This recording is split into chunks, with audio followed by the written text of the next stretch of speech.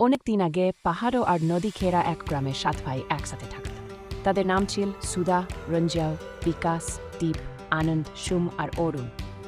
ভাইরা প্রতিদিন ভোরে উঠে মাঠে কাজ করত আর নদী থেকে মাছ ধরত।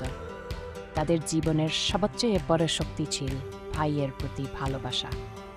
একদিন গ্রামে খবর এলো, রাজ্যের রাজা ঘোষণা করেছেন কেউ তার হারানো সোনার মুকুট খুঁজে বের করবে, তাকে তিনি অচেল ধন সম্পদ দেবেন।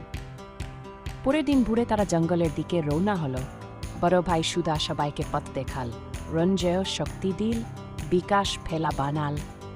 অবশেষে তারা এক গুহার মধ্যে পৌঁছাল। সেখানে একটি বিশাল সাপ ছিল, সোনার মুকুট পাহারা দিচ্ছিল। ছোট অরুণ সাহস করে মুকুটটা তুলে আনল। 7 ভাই রাজাকে মুকুট ফিরিয়ে দিল। রাজা খুশি হয়ে তাদের ধনসম্পদ দিলেন, কিন্তু রাজকন্যাকে তারা বিয়ে করল না। সেই দিন থেকে গ্রামে সবাই 7 ভাইকে সম্মান করত। তারা প্রমাণ করল, ভালোবাসা আপনার কাছে সোনাদানা কিছুই নয়।